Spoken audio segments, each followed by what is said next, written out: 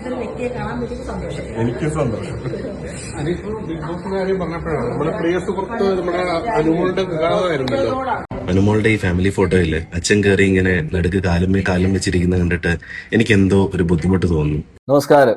അനുമോളുടെ family photo കണ്ട ബുദ്ധിമുട്ട്, അനുമോളെ കണ്ട ബുദ്ധിമുട്ട്, ഇപ്പൊ പലർക്കും അതാണ്. അനുമോളെ കാണുമ്പോൾ അങ്ങ് ബുദ്ധിമുട്ടാണ്. ഇവ സോഷ്യൽ മീഡിയയിൽ ഒരു പോസ്റ്റ് കാണാനിടയായി. ഒരു ഹിമാലയൻ ബ്ലണ്ടർ എന്നാണ് ഇൻസ്റ്റാഗ്രാം പേജ്. ആ ഇൻസ്റ്റാഗ്രാം പേജില് ഒരു പുള്ളി വന്നിരുന്നിട്ട് അനുമോളെ കുറിച്ച് കുറെ കാര്യങ്ങൾ പറയുന്നുണ്ട്. ഇവർക്കെല്ലാം ഇത് എന്തിന്റെ കുഴപ്പമാണെന്ന് എനിക്ക് മനസ്സിലാവുന്നില്ല. പക്ഷെ നമുക്ക് പെട്ടെന്ന് കത്തും കേട്ടോ, ഇത് എന്താണ് പുള്ളിയുടെ പ്രശ്നം എന്നുള്ളത്. അതായത് നമുക്ക് ആ പുള്ളി എന്താണ് പറഞ്ഞെന്ന് കേൾക്കാം. എന്നിട്ട് പുള്ളി ആരുടെ ഫാനാണെന്നും അതൊക്കെ നിങ്ങൾക്ക് ഓട്ടോമാറ്റിക്കായിട്ട് മനസ്സിലാവും. പുള്ളിയുടെ പ്രശ്നം എന്താണെന്നും നമുക്കത് കേൾക്കുമ്പോൾ തന്നെ മനസ്സിലാവും. അനുമോളുടെ ഈ ഫാമിലി ഫോട്ടോയില് അച്ഛൻ കയറി ഇങ്ങനെ നടുക്ക് കാലം വെച്ചിരിക്കുന്നത് കണ്ടിട്ട് എനിക്ക് എന്തോ ഒരു ബുദ്ധിമുട്ട് തോന്നുന്നു. ഒരു പിതൃമേധാവിത്വത്തിന്റെ അടയാളമായിട്ടല്ലേ കാണിക്കുന്നത്. ശരിക്കും പറഞ്ഞാൽ ഇതിന്റെയൊക്കെ ഒരു ആവശ്യമുണ്ടോ? അനുമോളുടെ അച്ഛൻ കാലിന്റെ മേളിൽ കാല് കയറ്റിയിരിക്കുന്നു ആ ഫോട്ടോയിൽ. അതൊരു പിതൃമേധാവിത്വമാണെന്നാണ് പറയുന്നത്. പുള്ളിക്ക് അത് അങ്ങോട്ട് പിടിച്ചില്ല. ഇനി അതിന് അനുമോള് നല്ല കുറിക്ക് കൊള്ളുന്ന മറുപടി കൊടുത്തിട്ടുണ്ട്. അത് നമുക്ക് പോകെ കേൾക്കാം. ഈ അനുമോളുടെ വീട്, അനുമോളുടെ വീട്ടില് അനുമോളുടെ കല്യാണം, അനുമോളുടെ കല്യാണത്തിന് അനുമോളുടെ അച്ഛൻ കാലിന്റെ മേളിൽ കാല് വിട്ടിരിക്കുന്നു. അയൽവക്കത്തുള്ള ആരും അല്ലല്ലോ വന്ന് കാലിന്റെ മേളിൽ കാല് വിട്ടിരിക്കുന്നേ, അനുമോളുടെ അച്ഛൻ തന്നെ ഇല്ലേ. അനുമോളുടെ അച്ഛനോ അല്ലെങ്കിൽ അവിടെ ഇരിക്കുന്നവർക്കോ ഇല്ലാത്ത പ്രശ്നമാണ് ഇപ്പൊ പുള്ളിക്ക്. ഒരു ഫാമിലി ഫംഗ്ഷൻ നടക്കുമ്പം സാധാരണ എല്ലാവരും ഈക്വൽ ആയിട്ടുള്ള ഒരു ഫോട്ടോ ആണ് എടുക്കാറുള്ളത്. പിന്നെ അനുമോളെ പോലുള്ളവർക്കൊന്നും അറിയത്തില്ലല്ലോ പാട്രിയാർക്കി എന്താണ്. ഫാമിലി ഫംഗ്ഷൻ നടക്കുമ്പോൾ ഈക്വൽ ആയിട്ടുള്ള ഫോട്ടോ എടുക്കുന്നതാണ് സാധാരണ നടക്കുന്നത്. അത് എനിക്ക് മനസ്സിലായില്ല കേട്ടോ. എങ്ങനെയാണ് ഫാമിലി ഫംഗ്ഷൻ നടക്കുമ്പോൾ ഈക്വൽ ആയിട്ട് ഫോട്ടോ എടുക്കുന്നത്? എനിക്ക് അത് അങ്ങോട്ട് കത്തുന്നില്ല. നിങ്ങൾക്ക് വല്ലതും അറിയാമെങ്കിൽ നിങ്ങൾ കമന്റ് ചെയ്യണേ. അത് സമൂഹത്തിന് കേടാണെന്നോ അങ്ങനെയുള്ള കാര്യങ്ങളൊന്നും അനുമോൾക്ക് അറിയത്തില്ല. അനുമോൾക്ക് കുറച്ച് കരഞ്ഞു മെഴുകി എങ്ങനെയും കുറച്ച് ഫെയിം ഉണ്ടാക്കുക, കുറച്ച് പൈസ ഉണ്ടാക്കുക എന്നൊക്കെയുള്ള കാര്യമാണ്. ഇപ്പം വിവരമില്ലാത്ത ആൾക്കാരാണ്, ബുദ്ധിമോശമാണ്. അപ്പം ജസ്റ്റ് വിട്ടേക്കാന്ന്. അനുമോൾക്ക് കരഞ്ഞു മെഴുകി കുറച്ച് ഫെയിം ഉണ്ടാക്കുക, കുറച്ച് കാശ് ഉണ്ടാക്കുക, അതൊക്കെയാണ് കാര്യം എന്ന് പറയുന്നത്. അപ്പോഴേ മനസ്സിലായല്ലോ പുള്ളിയുടെ പ്രശ്നം മറ്റൊന്നുമല്ല, ഒരു ബിഗ് ബോസ് ഷോ കാണുന്ന ആളാണ്. എന്തായാലും അനുമോളുടെ ഫാൻ അല്ല, അനുമോളുടെ എഗൻസ്റ്റ് ആയിരുന്നു. പക്ഷെ അനുമോളുടെ കല്യാണം കഴിഞ്ഞപ്പോഴാണെങ്കിലും നമുക്കൊന്ന് ട്രോൾ ചെയ്യേക്കാന്ന് പറഞ്ഞ് ഇറങ്ങി ട്രോൾ ചെയ്തതാണ്. പക്ഷെ കമന്റ് ബോക്സ് മൊത്തവും നല്ല കേൾക്കുന്നുണ്ട് പുള്ളിക്ക്. പിന്നെ ബിഗ് ബോസ് എന്ന് പറഞ്ഞ ഷോ എപ്പോഴേ കഴിഞ്ഞ ഷോ. ആ ഷോയുടെ പേരിലാണ് ഇപ്പോഴും അനുമോൾക്കെതിരെ ഓരോരുത്തർ ഇറങ്ങിയിരിക്കുന്നത്. ഇപ്പൊ തന്നെ കണ്ടില്ലേ, അനുമോള് കരഞ്ഞ് ഫെയിം ഉണ്ടാക്കാൻ നടക്കുകയാണ്, കാശ് ഉണ്ടാക്കാൻ നടക്കുകയാണെന്ന് പറയുന്നു. ആയിക്കോട്ടെ, അനുമോള് കരഞ്ഞ് കാശ് ഉണ്ടാക്കിയ നിനക്കെന്താടാ പ്രശ്നം?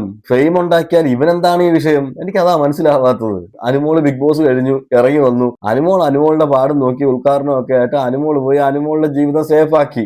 എന്നാലും ഇവരൊന്നും വിടാൻ ഉദ്ദേശമില്ല. കാരണം മറ്റൊന്നുമല്ല, ആ ഹേറ്റ് ഇപ്പോഴും മനസ്സിൽ കിടപ്പുണ്ട്. മറ്റൊരാളെ ഇഷ്ടപ്പെട്ടു, മറ്റൊരാൾക്ക് അത് കിട്ടിയില്ല. ആ ഒരു വിഷമം ഇങ്ങനെയൊക്കെ അങ്ങ് പറഞ്ഞും കരഞ്ഞും അങ്ങ് തീർക്കുക എന്നുള്ളതാണ്. അപ്പൊ ഇതിന് നല്ലൊരു മറുപടി അനുമോൾ കൊടുത്തിട്ടുണ്ട്. നമുക്കതൊന്ന് കാണാം. എന്റെ അച്ഛനല്ലേ ഇരിക്കുന്നത്, നിന്റെ അച്ഛനൊന്നും അല്ലല്ലോ കയറി ഇരിക്കുന്നത് എന്ന് ചോദിക്കുന്നുണ്ട്. കറക്റ്റ് ചോദ്യമല്ലേ? ഇനി അനുമോളുടെ അച്ഛനായിരിക്കുന്നത്, അല്ലാതെ അല്ലെങ്കിൽ അയൽവക്കത്തുള്ള മറ്റാരും വന്നൊന്നുമല്ല അവിടെ ഇരിക്കുന്നത്. അനുമോളുടെ അച്ഛൻ അവിടെ ഇരുന്നതിൽ എന്താണ് പ്രശ്നം? വലിയൊരു കണ്ടുപിടുത്തം നടത്തിക്കൊണ്ട് വന്നിരിക്കുക. വലിയ കണ്ടുപിടുത്തം നടത്തിക്കൊണ്ട് വന്നിട്ട് എങ്ങനെയെങ്കിലും അനുമോളെ രണ്ട് കുറ്റം പറയണം. ആ കുറ്റം പറയാൻ കിട്ടിയ ഒരു അവസരം അത് നോക്കിയപ്പോ ഫോട്ടോയിൽ അച്ഛൻ അങ്ങനെ ഇരിക്കുന്നു, എന്നാ അതായിക്കോട്ടെ എന്ന് പറഞ്ഞിട്ട് അതും തള്ളിക്കൊണ്ട് വന്നിട്ട് ഒരു അറ്റൻഷൻ പിടിച്ചു പറ്റാന്. എന്തായാലും കമന്റ് ബോക്സിൽ നല്ല കേൾക്കുന്നുണ്ട്. ഞാൻ ബാക്കി കമന്റിലൂടെ വായിക്കാം. കണ്ടന്റ് ഇല്ലായ്മ അല്ല പ്രശ്നം, തൊഴിലില്ലായ്മയാണ്. പോയി വല്ല പണിയെടുത്ത് ജീവിക്ക് കുഞ്ഞ് എന്ന് പറഞ്ഞിട്ട് ഒരു കമന്റ് വന്നിട്ടുണ്ട്. മറ്റൊരു കമന്റ് ഇങ്ങനെയാണ്: അതിനെ ഇയാളുടെ അച്ഛനെ പിടിച്ച് അവിടെ ഇരുത്തിയില്ലല്ലോ, ഇത്രയ്ക്ക് ബുദ്ധിമുട്ട് തോന്നാൻ കഷ്ടം. അതാണ് ഞാൻ നേരത്തെ ചോദിച്ചത്. എന്തായാലും ശരിക്കും ഊക്ക് വാങ്ങിക്കുന്നുണ്ട് കമന്റ് ബോക്സ് വഴി. അനുമോളുടെ അച്ഛൻ ഇപ്പം കസേരയിലും ഇരിക്കാൻ പറ്റത്തില്ല, കാലുപൊക്കി ഇരിക്കാൻ പറ്റത്തില്ല, ഒരു ഫോട്ടോയ്ക്ക് പോസ്റ്റ് ചെയ്യാൻ പറ്റത്തില്ല. ഇപ്പൊ അനുമോളുടെ കുടുംബത്തിൽ ഇനി ആരെങ്കിലും എന്തെങ്കിലും ചെയ്താൽ ഇനി അതും പൊക്കിക്കൊണ്ട് വരുമല്ലോ. പിന്നെ പറയുന്നത്, ഒരാളുടെ കല്യാണത്തിന് ആളുടെ അച്ഛൻ എങ്ങനെ ഇരിക്കണം എന്നുള്ളത് അവരുടെ ഇഷ്ടമാണ്, അവർക്ക് എങ്ങനെ വേണമെങ്കിലും ഇരിക്കാം, അതിന് നിങ്ങളുടെ അഭിപ്രായത്തിന്റെ ആവശ്യമില്ല. പിന്നെ ഒന്നും കിട്ടാത്തവർ ഇതെങ്കിലും പറഞ്ഞ് ഒരു നെഗറ്റീവ് എടുത്ത് വീഡിയോ ഉണ്ടാക്കി കണ്ടന്റ് ആക്കും, സ്വാഭാവികം. അതാണ് ഞാൻ നേരത്തെ പറഞ്ഞത്. ഒന്നും കിട്ടുന്നില്ല, അനുമോൾക്കെതിരെ എന്തെങ്കിലുമൊക്കെ പറയണമല്ലോ. അപ്പൊ ഇങ്ങനെ ചൂഴ്ന്ന് പോയിട്ട് അതാണ്ടിരിക്കുന്നു അനുമോളുടെ അച്ഛൻ, എന്നാ അങ്ങോട്ട് ആയിക്കോട്ടെ എന്ന് പറഞ്ഞിട്ട് കമന്റ് ഇടുന്നു. വേറൊന്നും ഇല്ല പറയാന്. ഇത് ശരിക്കും നാണം കെട്ടൊരു പരിപാടിയല്ലേ. എന്തെങ്കിലും കാര്യമുള്ള കാര്യമായിരുന്നെങ്കിൽ ഓക്കെ, നമുക്കും പറയാം പറയുന്നതിൽ കാര്യമുണ്ടെന്ന്. ഇതിൽ എന്താണ് കാര്യം? അതാണ് ഈ കമന്റിൽ ചോദിക്കുന്നത്. ഒരാളുടെ കല്യാണത്തിന് അവരുടെ അച്ഛന് എങ്ങനെ ഇരിക്കണം, എങ്ങനെ ഇരിക്കണ്ട, എങ്ങനെ നിൽക്കണം, എങ്ങനെ നിൽക്കണ്ട തീരുമാനിക്കുന്നത് അവരാണ്. ആ ഫോട്ടോ എടുക്കുന്ന ഫോട്ടോഗ്രാഫർക്ക് കാശ് കൊടുക്കുന്നത് അവരാണല്ലോ, ഈ പറയുന്ന ആൾക്കാരൊന്നും അല്ലല്ലോ. അപ്പൊ പിന്നെ അവർക്ക് ഏത് രീതിയിലും ഇരിക്കാം, അവർക്കതൊരു വിഷയമേ അല്ല. ഇതാണ് ഇത് പ്രശ്നം. ഇതെന്തോ ഒരു ഫാനിസം ബാധിച്ച പ്രശ്നം. അന്തം ഫാൻസ് എന്നൊക്കെ പറഞ്ഞിട്ടില്ലയോ, അത് തന്നെയാ സംഭവം. അച്ഛൻ പിന്നെ എങ്ങനെ ഇരിക്കേണ്ടത്? അച്ഛനല്ലേ എല്ലാവരിലും വലിയ ആൾ, ഒരു കുഴപ്പവും ഇല്ല. ആ കമന്റ് ബോക്സിൽ വരുന്ന കമന്റുകളാണ്. നിനക്കെന്താ വേറെ ഒന്നും കിട്ടിയില്ലേ ഇന്ന് പറയാൻ? റീച്ച് കിട്ടുമെന്ന് കരുതി ആണോ? വെറുതെ ആണ്. ഒന്ന് പോയി റീച്ച് കിട്ടുമെന്ന് വിചാരിച്ചിട്ടാണോ? ഒന്ന് പൊയ്ക്കോ. അവളുടെ കല്യാണം, അവളുടെ അച്ഛൻ, ഇയാൾക്കെന്താ? നിനക്ക് അവിടെ ഇരിക്കണമായിരുന്നു. നിനക്കെന്താ വേറെ ഒന്നും കിട്ടിയില്ലേ? ഇത് പറഞ്ഞാൽ റീച്ച് കിട്ടുമെന്ന് കരുതിയാണോ? വെറുതെ ആണ്. കുറെ വരും, ഒരു പണിയും ഇല്ല. അങ്ങനെ ഒരു കമന്റ് ഉണ്ട്. താനിപ്പോ എന്താ ചെയ്യുന്നത്? അനു കരയുന്നില്ല, ഇപ്പോൾ താനാണ് കരയുന്നത്. അതാണ് കറക്റ്റ്. ഇപ്പോൾ അനുമോള് കരയുന്നില്ല. അനുമോൾ ഇപ്പൊ നല്ല സന്തോഷത്തിലാണ്. ജീവിതമൊക്കെ സെറ്റായി, കല്യാണവും കഴിഞ്ഞു, നല്ലൊരു ചെറുക്കനെ കിട്ടി, ജീവിതത്തിലേക്ക് കടന്നു, നല്ലൊരു വിവാഹ ജീവിതത്തിലേക്കും കടന്നു. ഇപ്പോഴും കരച്ചിലാണ്. അതാണ് പറഞ്ഞത്.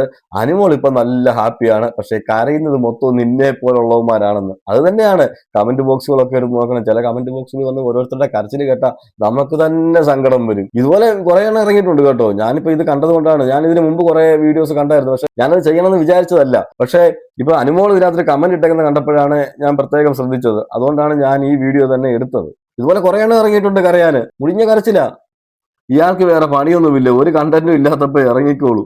അനുവിന്റെ അച്ഛൻ കാല് കയറ്റി അയൽപക്കത്തെ ആരുടെയോ അല്ലല്ലോ, അച്ഛന്റെ കാൽ തന്നെയാണ്. ഇയാളുടെ വർത്തമാനം കേട്ടാൽ തോന്നും മറ്റാരുടെയോ കാല് വെച്ചതുപോലെ.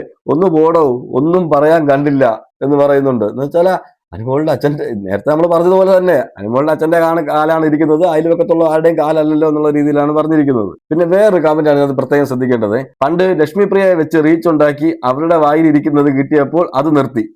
അടുത്ത അനുവിന്റെ അടുത്ത് അനുവിന്റെ റീച്ചിന് വേണ്ടി പാവത്തിന്റെ കഷ്ടപ്പാട്. റീച്ചിനുള്ളത് ഇപ്പൊ കൊടുത്തല്ലോ, അത് മതി എന്ന് പറയുന്നുണ്ട്. എന്ന് വെച്ചാൽ അനുമോള് അതിനകത്തിട്ട കമന്റിന് താഴെ വന്ന കമന്റ് ആണിത്.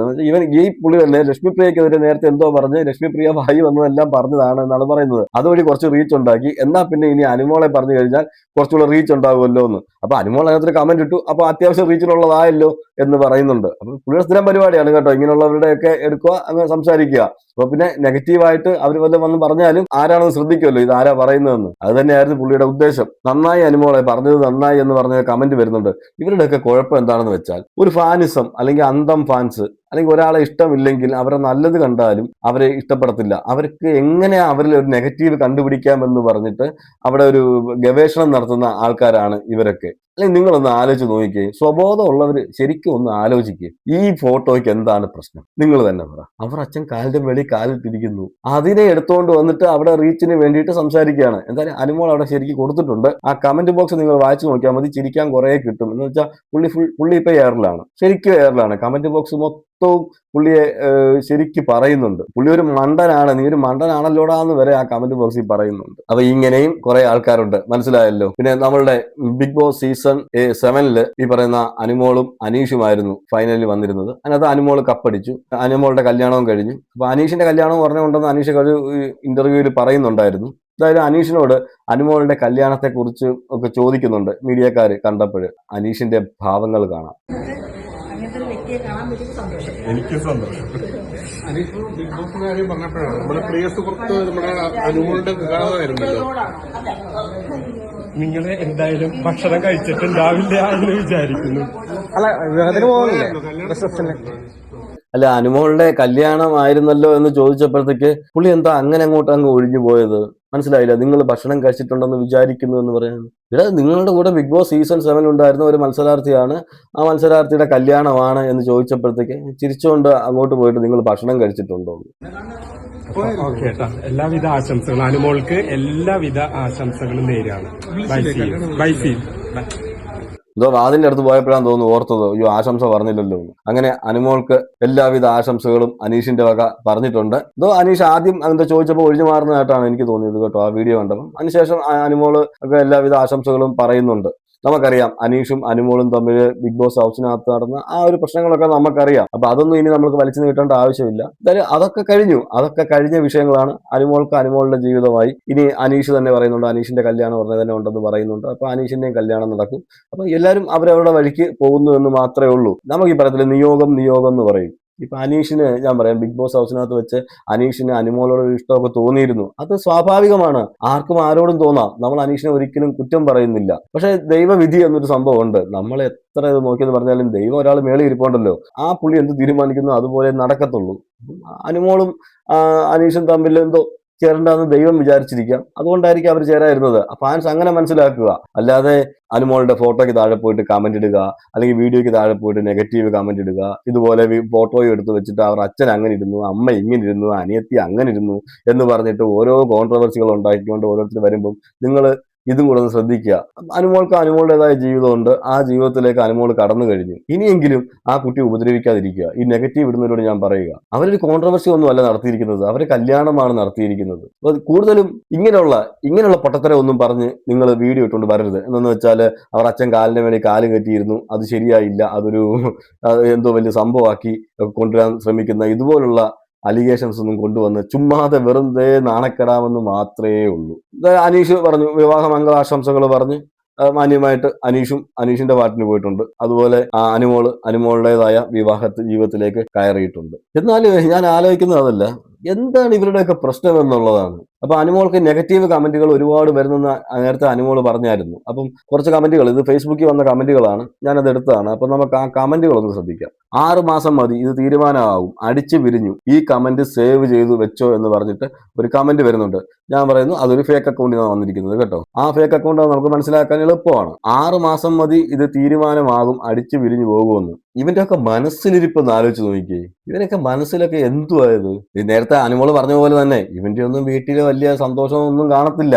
അവരൊക്കെ അങ്ങനെ ആയി പോയതാണ്, എത്ര പറഞ്ഞിട്ടും കാര്യമില്ല. അധിക നാള് പോകില്ല, പെട്ടെന്ന് ഡിവോഴ്സ് ആയിക്കോളുമെന്ന്. എന്തോ ഒരു വലിയ ആഗ്രഹം കേട്ടോ. അതൊരു അശ്വതി രാജീവ് എന്ന് പറഞ്ഞിട്ട് ഒരു അക്കൗണ്ടിലാണ് അത് വന്നിരിക്കുന്നത്. ഓക്കെ, സ്നേഹ എന്ന് പറഞ്ഞൊരു അക്കൗണ്ട്. പാവം പയ്യൻ, ഇവളെ എങ്ങനെ സഹിക്കുമോ ആവോ, പെട്ടെന്ന് തന്നെ ഡിവോഴ്സ് ന്യൂസ് കേൾക്കാം. അപ്പൊ അടുത്ത ആൾട്ടേക്കാണ്, happy divorce day in advance, maximum 6 months men cannot leave with her. എനിക്കും തോന്നി മലയാളീസ് ആരും തലവെച്ച് കൊടുക്കില്ല, ബിഗ് ബോസ് കണ്ടിട്ടുണ്ടെങ്കിൽ മലയാളീസുകളൊന്നും തലവെച്ച് കൊടുക്കത്തില്ല, അതുകൊണ്ടാണ് തമിഴ്നാട്ടിൽ പോയി കെട്ടിയെന്ന് വേറൊരുത്തൻ. ഇവരുടെ എല്ലാം മനസ്സ് നിങ്ങളൊന്ന് ആലോചിച്ച് നോക്കി. അനുമോളോട് അപ്പൊ എത്രമാത്രം ദേഷ്യമുണ്ട് എന്നുള്ളത്. ഇവർ വേറെ ഏതോ ലോകത്തൊക്കെയാ ജീവിക്കുന്നത് കേട്ടോ, വേറെ ഏതോ യൂണിവേഴ്സില്ല. ഇവരുടെയൊക്കെ യൂണിവേഴ്സ് വേറെയാ. എന്നുവെച്ചാൽ ഒരാളുടെ കല്യാണം കഴിഞ്ഞ് അവർ നല്ല രീതിയിൽ ജീവിക്കട്ടെ എന്ന് നല്ല മനസ്സുള്ളവര്, എന്ന് വെച്ചാൽ ഇവിടെയെങ്കിലും മനസ്സിൽ മനസാക്ഷി ഉള്ളവരൊക്കെ അങ്ങനെ വിചാരിക്കത്തുള്ളൂ. പക്ഷെ ഇതുപോലുള്ളവർ, അന്ധം ഫാനിസം ഉള്ളവർ, അന്ധത ബാധിച്ചവർ, അവരിങ്ങനെയൊക്കെ പറയും. എന്ന് വെച്ചാൽ ഇവരുടെയൊക്കെ അവിടെ കല്യാണമൊക്കെ കഴിഞ്ഞ് എല്ലാവരും 6 മാസം 3 മാസം 4 മാസം കഴിയുമ്പോൾ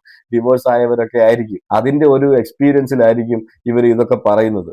എന്തായാലും ഇവരെന്തൊക്കെ പറഞ്ഞെന്ന് പറഞ്ഞാലും ജീവിതം അവരുടെയാണ്. എന്തായാലും അവർ ഇവരുടെ മുന്നിൽ നല്ല രീതിയിൽ ജീവിച്ച് കാണിക്കട്ടെ, നമുക്കത്രേ പറയാനുള്ളൂ. എന്തായാലും ഇവരോടൊന്നും കൂടുതൽ നമ്മൾ ഉപദേശിച്ചിട്ടോ കൂടുതൽ പറഞ്ഞിട്ടോ കാര്യമില്ല. ഈ കമന്റ് ഇടുന്ന ഈ കമന്റോളികളോടൊന്നും, എന്നുവെച്ചാൽ അവരങ്ങനെയാണ്, അവർ ഇനിയും ഇങ്ങനെ തന്നെ ഇട്ടുകൊണ്ടിരിക്കും.